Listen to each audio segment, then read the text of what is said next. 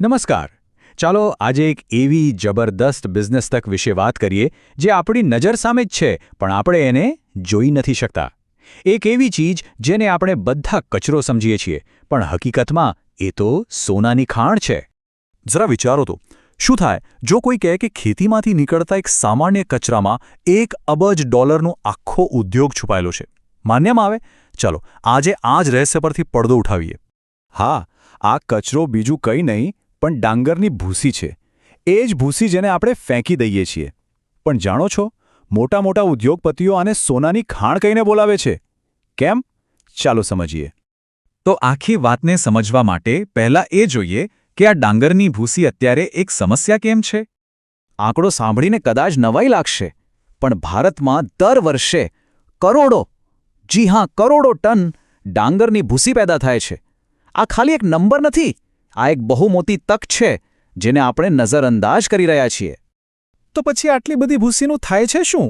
સારું, અત્યાર સુધી તો એને સળગાવી દેવામાં આવતી હતી, જેનાથી ભયંકર પ્રદૂષણ ફેલાય, અથવા તો એને જમીનમાં દાટી દેવામાં આવે. બંને રીતે પર્યાવરણને મોટું નુકસાન જ થાય છે. પણ હવે કહાનીમાં એક ટ્વિસ્ટ છે.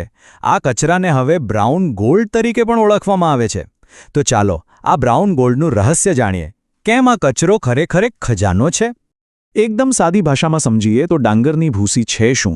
જ્યારે ડાંગરને મિલમાં નાખીને ચોખા કાઢવામાં આવે ત્યારે એની ઉપરનું જે કડક બ્રાઉન કલરનું પડ નીકળે છે ને, બસ એ જ છે ડાંગરની ભૂસી. અને અહીં જ બધો ખેલ છે.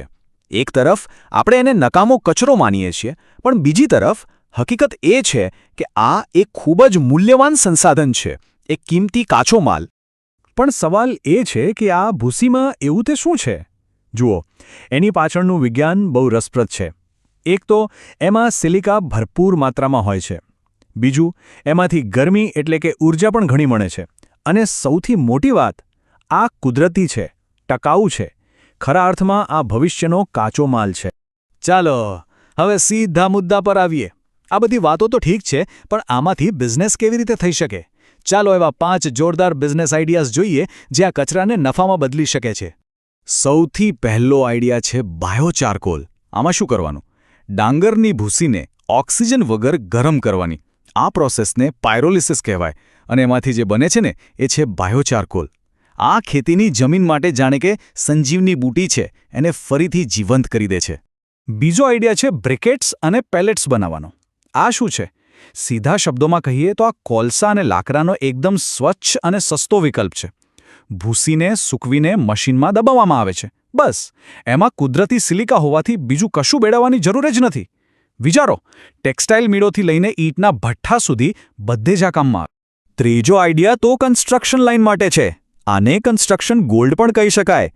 ભૂસીને બાળવાથી જે રાખ મળે છે એને સિમેન્ટમાં ભેળવવાથી કોન્ક્રીટ વધારે મજબૂત અને ટકાઉ બને છે. અને હા, ખર્ચો પણ ઓછો થાય છે. હવે આવે છે ચોથો આઈડિયા, અને આ તો ગજબ છે. પાવર જનરેશન, એટલે કે વીજળીનું ઉત્પાદન.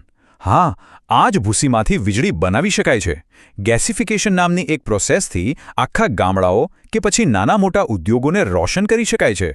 કચરામાંથી વીજળી, વિચાર તો કરો. અને પાંચમો આઈડિયા, આ કદાચ સૌથી વધુ કમાણી કરાવનારો બિઝનેસ છે. High value silica. ભૂસીની રાખમાંથી શુદ્ધ ઉચ્ચ ગ્રેડનું સિલિકા કાઢવામાં આવે છે. આ સિલિકા ક્યાં વપરાય છે? ગાડીના ટાયરથી લઈને ટૂથપેસ્ટ અને મોબાઈલ ફોન સુધી બધે જ. અને સૌથી મોટી વાત એ છે કે આટલી બધી ભૂસી હોવા છતાં ભારત આજે મોટા ભાગનું સિલિકા વિદેશથી મંગાવે છે. કેટલી મોટી તક છે! સારું, આ બધી વાતો તો થઈ થિયરીની. પણ શું હકીકતમાં કોઈ આમાંથી પૈસા કમાઈ રહ્યું છે? ચાલો હવે કેટલાક સાચા ઉદાહરણો જોઈએ. વાત છે દક્ષિણ ભારતના એક ગામની. ત્યાંના લોકોએ આ તકને પારખી લીધી. ભેગા મળીને એક નાનકડું બિઝનેસ યુનિટ શરૂ કર્યું. અને પરિણામ શું આવ્યું ખબર છે?